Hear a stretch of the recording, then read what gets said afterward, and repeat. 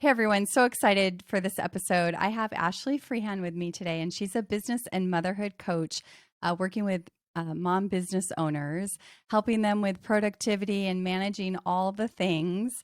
And we're going to have a conversation today, especially about creating your ideal week. And so I know you're going to love this. Welcome, Ashley, to the podcast.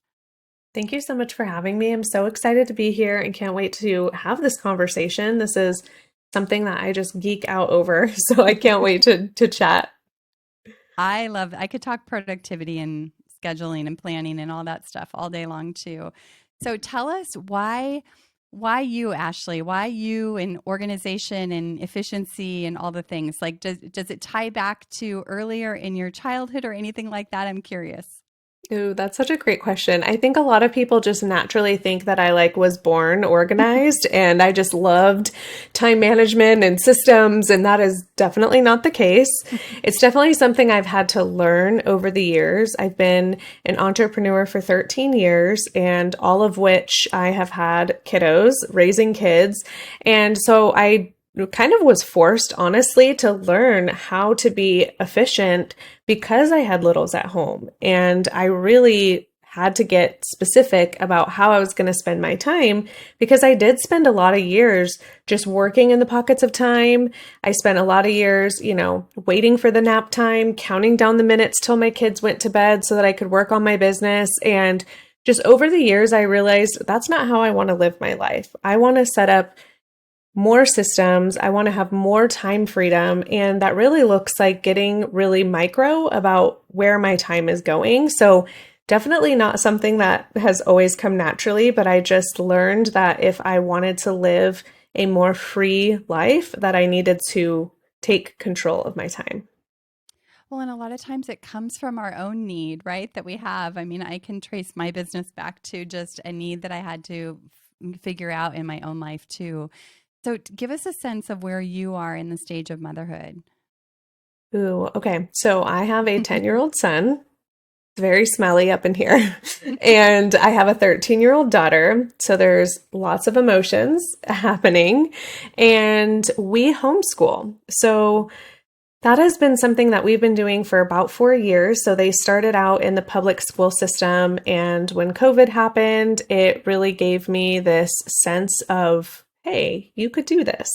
Now, also for those listening who are like, oh my gosh, I could never homeschool. COVID homeschool was so different. That was, you were being forced into it. And when you actually get to decide and choose to homeschool, it's entirely different.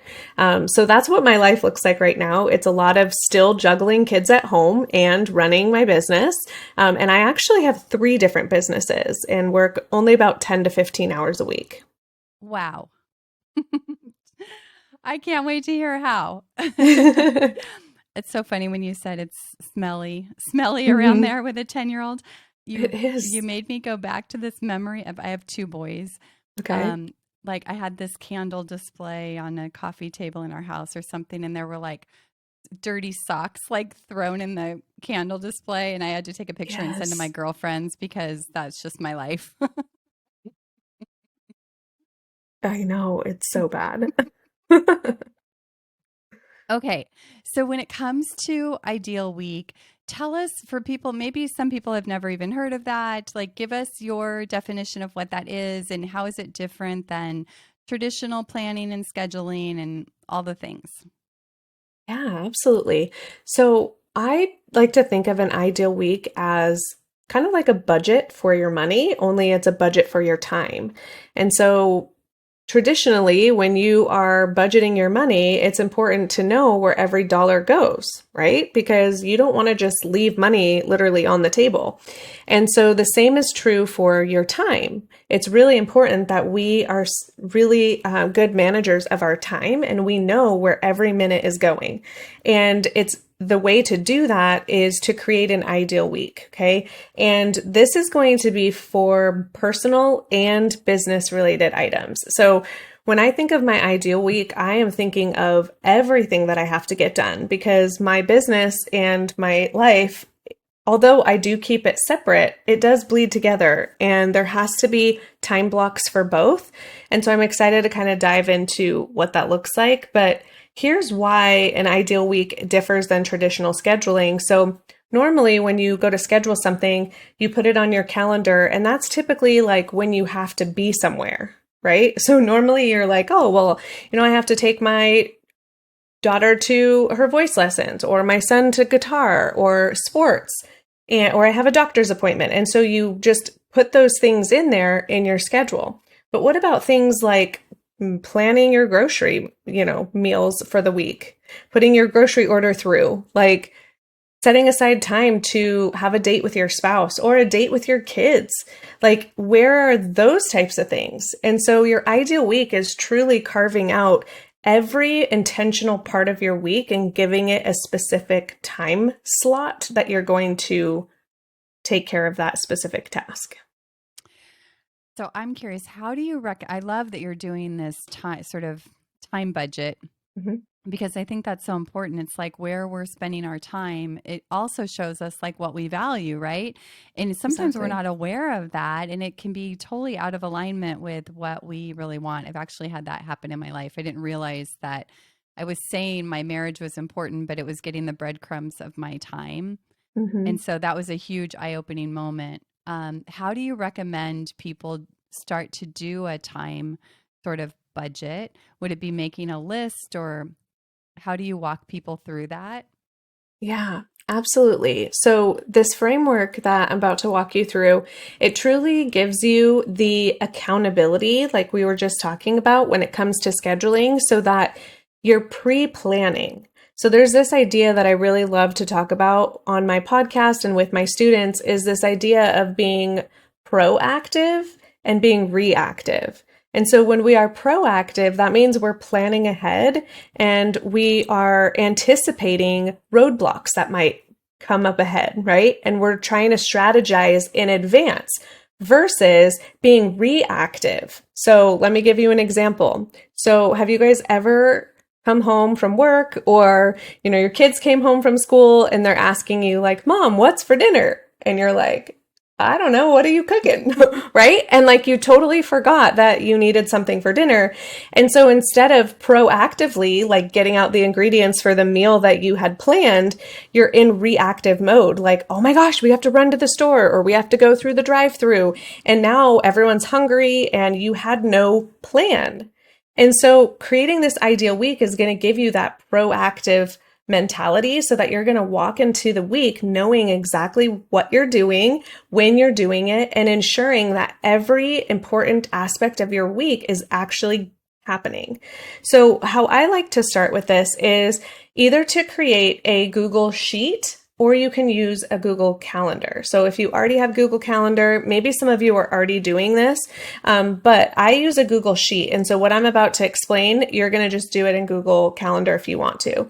I've had other people do it like, pen to paper, if that's easier for your brain. And then you can transcribe it and put it into a digital format, but I use a Google Sheet. And so what I do is I just start at the very top and do, Monday through Sunday, or Sunday through Monday, however you like to set up your week.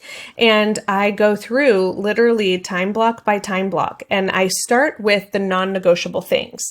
And some of the things that I say right now, you might be like, wow, I don't even have time for this. That's why we start with these non-negotiables, because these are things that you definitely should be thinking about if you're already not. Those are things like self-care. We all should have self-care somewhere on our calendar every single day, even if it's just 5 minutes. But get self-care on your calendar. Family time. When are you spending time as a family? Because I think there's a difference between spending time together in the car, or, rushing from here, there, and everywhere, to spending intentional time together. So there should be time for family time. There should be time for date nights, as we mentioned. And I'm a huge proponent of doing special time with my kids, 10 minutes of one-on-one time with them every day. So that is definitely on my ideal week. So then once you have your non-negotiables, then plug in your commitments. So those are things like if you go to church, if your kids have sports or other activities, like we go to the chiropractor once a month, and we have, other various things that are just on repeat. So those commitments go into the calendar as well. And you're going to, so across the top, you have your days of the week, and then across the left side, you're going to have the time slots. So I typically do 30 minutes. So I wake up at 5:30. So that's when my time starts, at 5:30. And we have a wake up boundary in our family. Since we homeschool, we're not usually rushing out the door. We have 2 days a week that my kids go to an enrichment program. So it technically is like school. Those are our rushing days. But I block out the morning time from 5:30 to 7:30. That is my self-care time. And then what I do during that time differs every day, depending on what day of the week it is. But my kids know that if they come in my room before 7:30, like they're going to get a, hey, good morning, go find something to do till 7:30. Like that's just what we've been doing their whole life. So they just know if it's not 7:30, it's not time for you to ask me for anything. So we plug in our non-negotiables and our commitments, and then we have that wake up boundary in the morning. And then we also have a like bedtime boundary. So even though my kids are 10 and 13, they still go to bed at 7 o'clock. And some people might be like, well, what? Like how? And the reason why is because they get to go in their room and they get to wind down and they get to read a book and they get to have some self-care time to themselves. And then my husband and I actually get to have alone time together. Now we put them to bed at 7. I'm using air quotes, but they don't actually go to bed until 8 and 9 o'clock. But again, it's their time to just go wind down. Usually we're in their rooms probably from 7 to 8 p.m. So we're putting, our son down and we're putting our daughter down, reading them books. This is kind of another segment of special time, getting to read, say prayers with them. And then the person who is not putting the kids to bed does the dishes. So we've always alternated that kind of family habit, and that's worked out really well for us.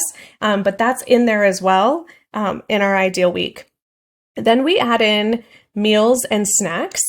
So obviously we have to eat breakfast, right? And a lot of you whose kids are in school, you're probably, doing breakfast and dinner, and then lunch is already, maybe taken care of at school. Or if you make lunches, you have to have a time block for when you're making lunches. So this is the kind of stuff that I'm talking about, is all those little things that kind of slide through the cracks. And all of a sudden you're like, oh my gosh, I didn't remember that we had to make lunches. Why do I always forget that? Like it's always happening every day. But if you create a habit, and that's really what I like about the ideal week, is it's not super rigid in the sense of, oh, it has to be at this certain time, but it's a rhythm. So every morning I wake up and I do my self-care, and then we go into breakfast, and then we have special time. And so it's a rhythm. And if I get off on the times, I'm not as worried about that unless we have somewhere to be, right? So, but it gives me this idea of what's coming next. And then we do transitions. So that's another huge one too, is do you leave time for transitions? So when you are cleaning up breakfast and then getting the backpacks, finding the shoes, right? All of that kind of stuff takes time. So creating a buffer in your schedule for transitions, and tidying also. So one of the ways that I really like to help keep our house tidy is to create a 5-minute tidy after every single mealtime. But again, if I don't leave a buffer, then there's no time for that. And I don't like rushing out of the house and leaving a mess that I have to clean up when we come back. So if you leave time for transitions and tidying, it's going to make your life so much easier. And then we always add in work blocks and childcare next.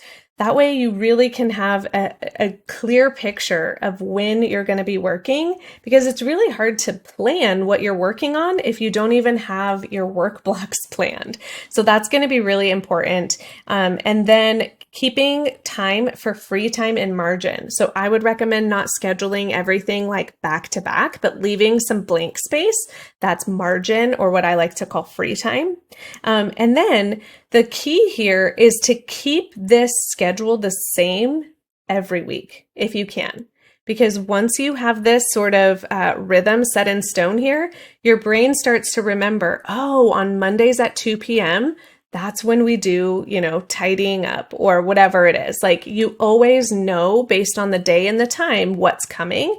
And if you can keep it the same, it's just going to create incredible rhythm for not only you, but your family to follow as well.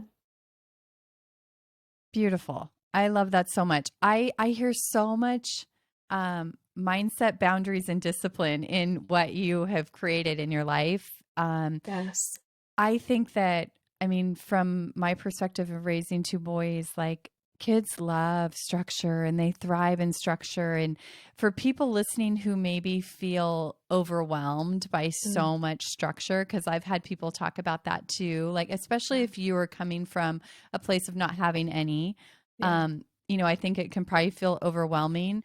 But I just want to remind everybody like, structure creates freedom.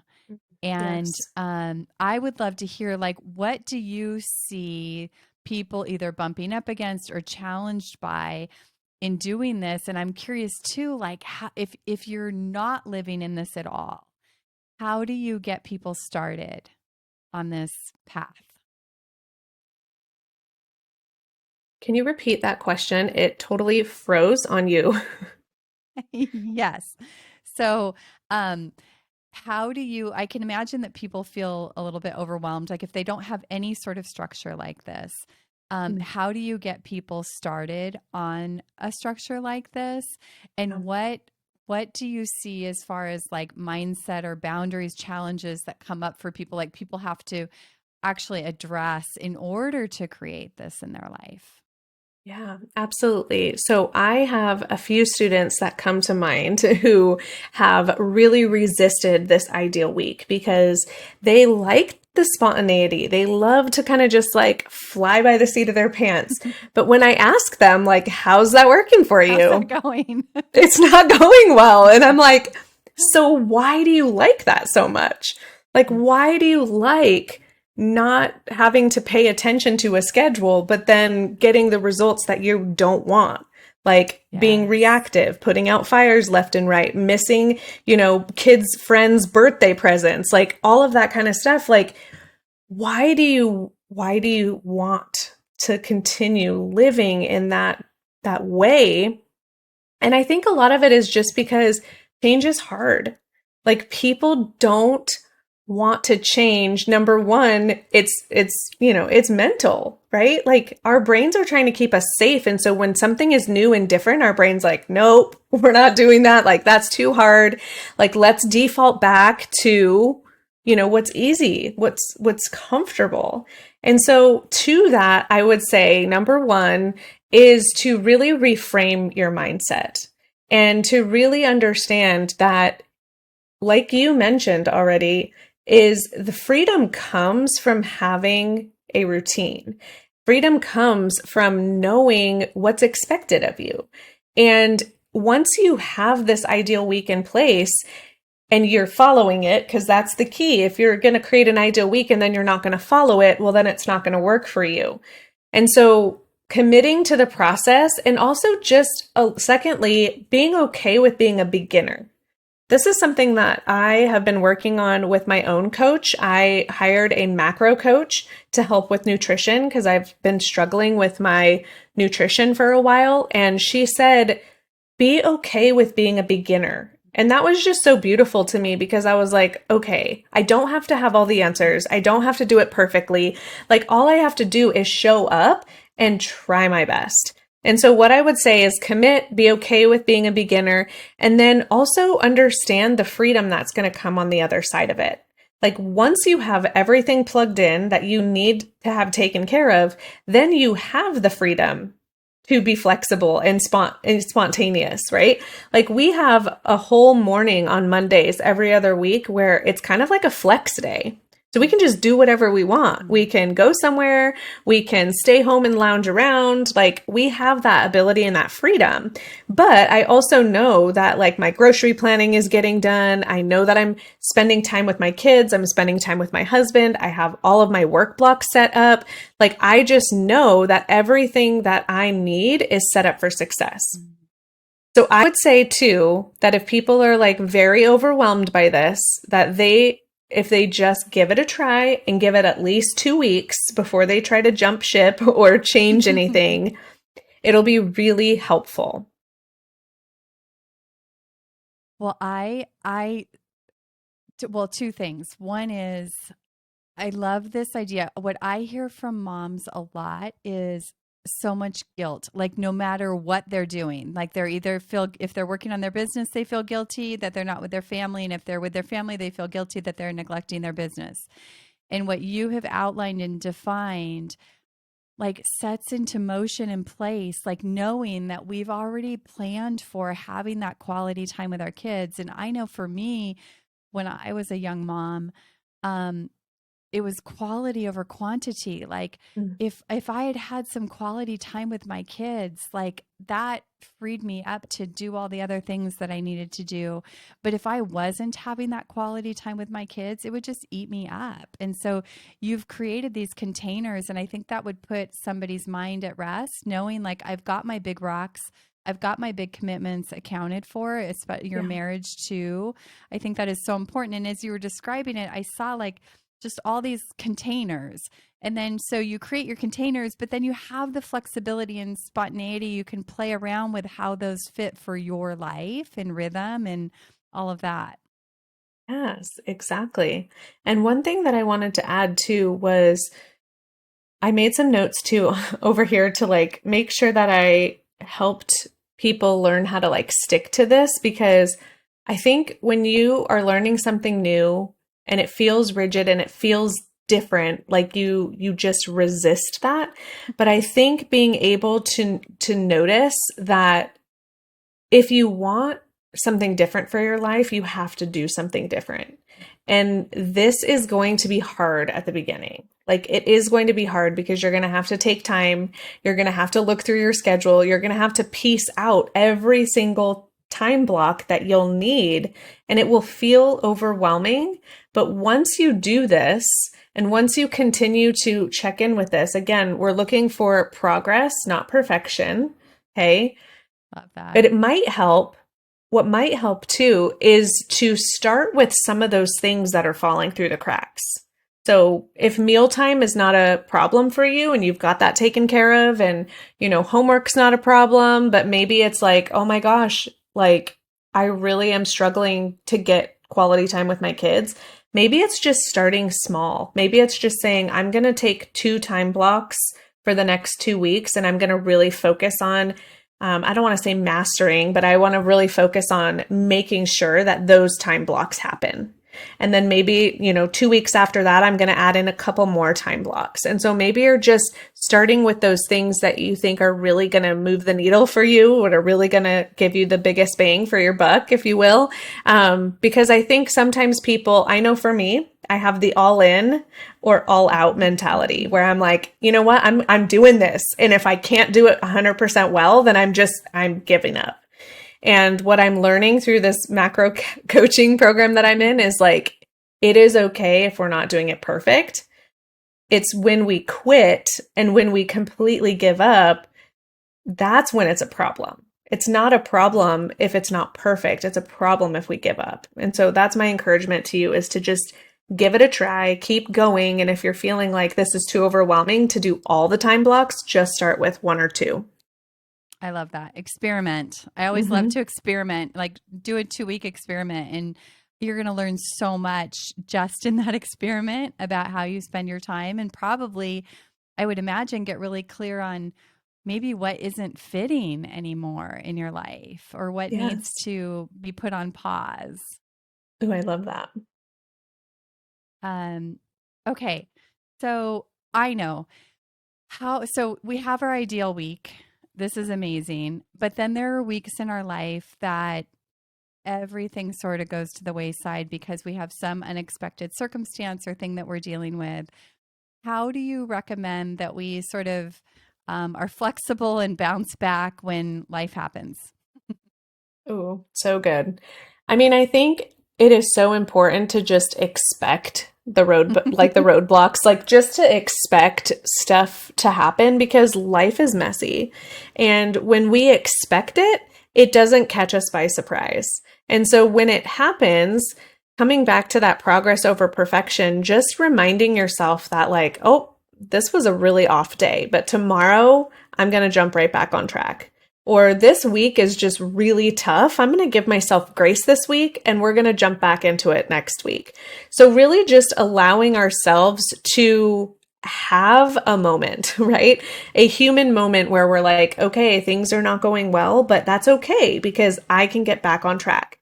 The thing that we need to avoid is to wait too long, right? And so like if your ideal week, if you put it on pause for a day or two, that's not a problem. But if you put it on pause for like a whole entire month, that's really going to be stressful. And so again, I would recommend and urge you to just focus on a smaller ideal week. Like if you can't do the whole thing, then just start with maybe like, what is your busiest day?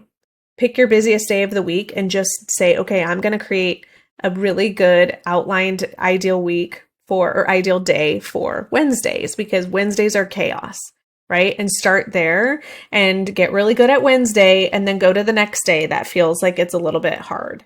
But I hope that helps. I hope that would be Oh, I think helpful.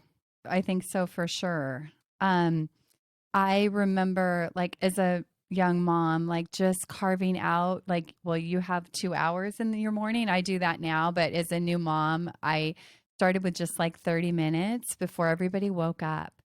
And that was a game changer. And I've never let it go because that time in the morning alone Mm, to pray and get centered and write, and sometimes just I'll create my day just on a little sheet of paper, yeah. that alone changes the course of everything. So I love that you're saying start small.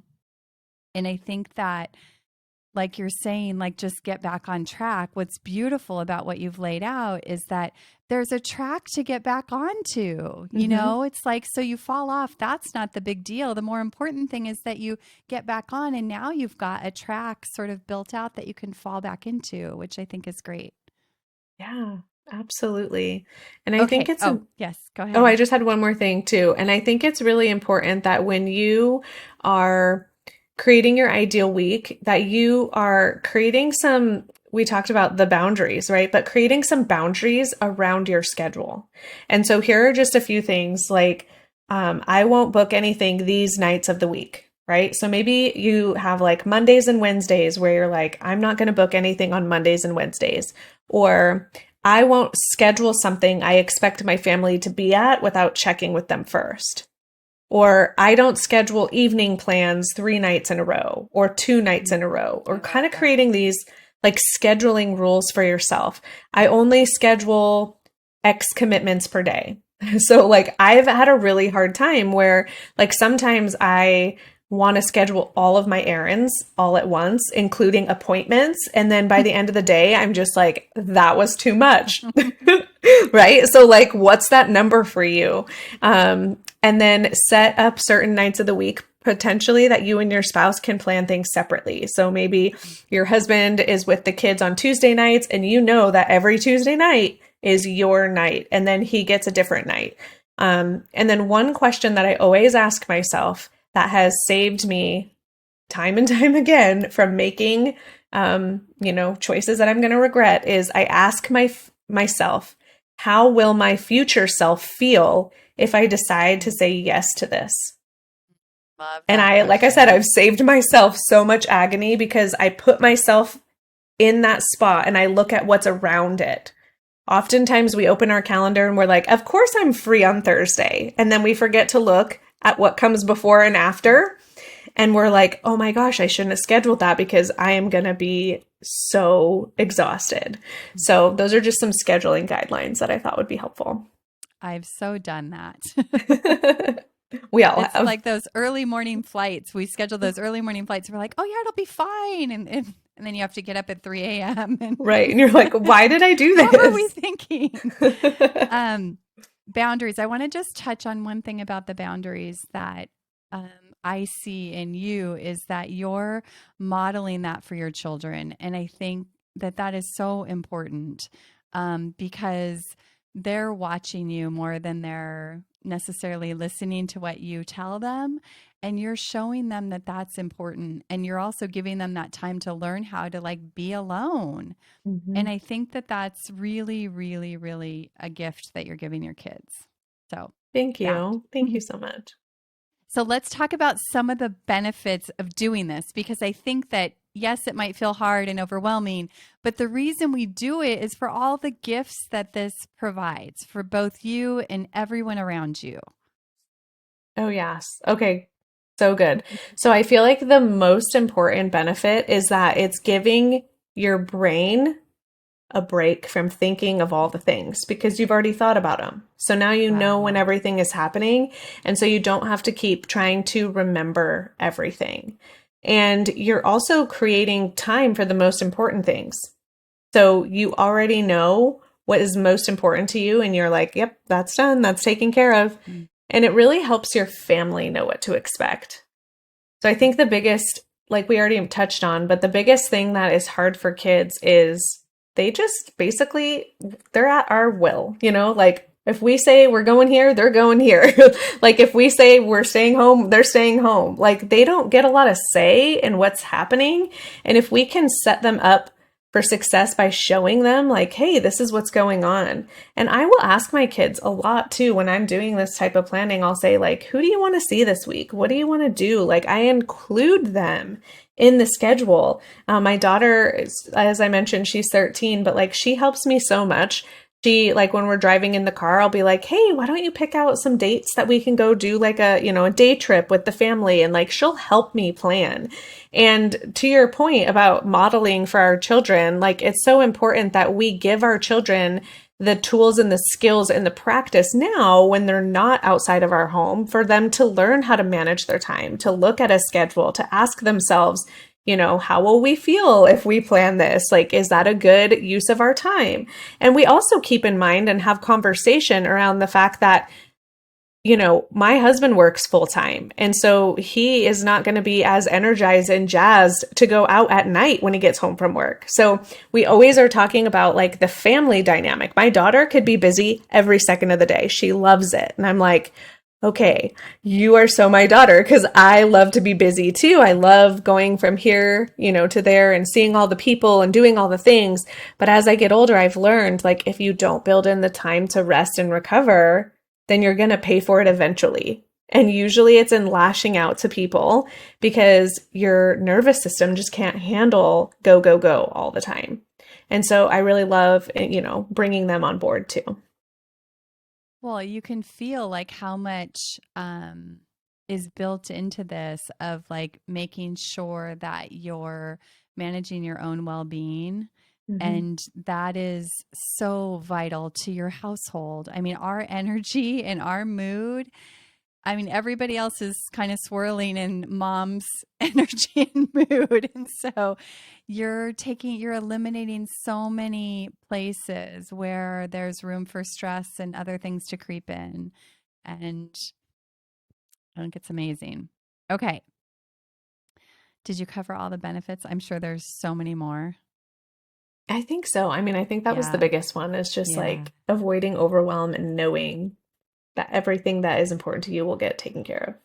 Well, in the brain rest, like if you're not literally having to think about this every day, all day, like strategizing what's coming next and who's doing what, Right. like I can't even imagine where you can either not use that brain energy or use it for something else. So that's Totally. exciting.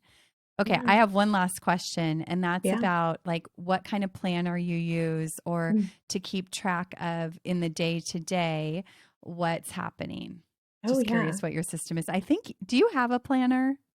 I don't have a planner. I use Cozy Calendar, which is a shared calendar. It's like a free app for your phone. So I use that for my appointments. So all the places I have to be, but for all the things I have to do, I use Asana.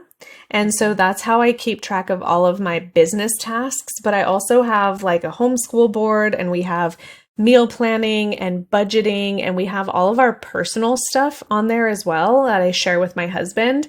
And it works really well for me. Now, I can't say that it works really well for him because he is not type A like I am. And he's like, I need something simpler, but we're working on how to make it simpler for him.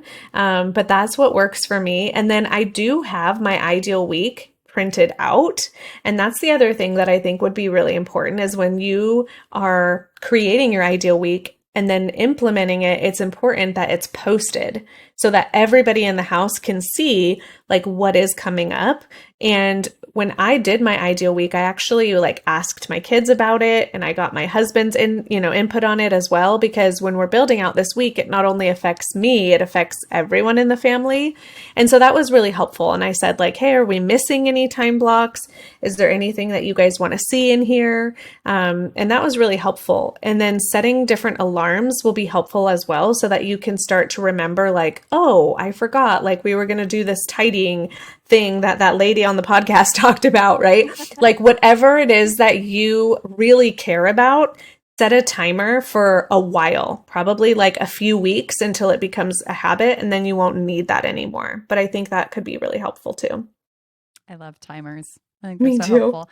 And you can just see like your Feels so kids good. have some buy-in and ownership to what you're creating too, which I think is so valuable. Okay, we could go on all day. I know. Um, so Ashley has a podcast called The Organized Mompreneur that you must check out. But tell us all the other places that they can find out what you're doing. Oh, yeah, absolutely. So I love my podcast. That's like my favorite thing. So, yes, listen to the podcast. And I also have a 14-day challenge that's totally free that I have been talking about a lot on my podcast. And it starts at the first of every month. So, whenever this episode airs, I'll give you the link that they can go check it out. But it's basically, I give 14 days of all of my favorite strategies to create work-life balance. So, it's what I use day in and day out in my business for not only business, but personal as well, just so that I can have more of that separation in those boundaries. But I also hang out on Instagram, so you can find me over there at The Purpose Gathering, or my website is just thepurposegathering.com. So I must ask, what is the Purpose Gathering? Where does that come from? Ooh, okay. So And then we'll I'll try to wrap. keep it short and sweet, but essentially, I started the Purpose Gathering back in 2019 out of desperation, because I felt like I had so many mom friends that didn't have a business and so many business friends that didn't have kids. And I was like, absolutely nobody in my world understands what it's like to be a mom and a business owner. And so I was praying one day and I was like, Lord, I just wish that there was a community of people that were moms and business owners. And he was like, I think you should create that. And I was like, nope, I think I heard you wrong. But for months, it just kept coming back and it kept coming back. And I was like, okay, he really wants me to do this, huh? So I created a workshop and a community and called it the Purpose Gathering. So it has just been the most beautiful transformation from entrepreneurship, because this started, what is that, like 8 years into my entrepreneur journey. I started the Purpose Gathering. I started as a photographer and then turned into an online business coach and community founder. So I still have my Purpose Gathering community. It's here in Arizona. We meet in Gilbert, and we have events, and it's just the most beautiful container of moms who own their own business, who understand the struggle. It's so good. Oh my goodness, I love this. I want to come. Yes, please do. We found out that we both live in Arizona, so how great It's is so that? cool. I love Okay, it. well, I love all of this, Ashley. This has been a wealth of information and so much goodness. I know people are going to take so much away. It is awesome to get to know you, and I just thank you for your time and sharing with us. Awesome. Thank you so much for having me. This was so fun.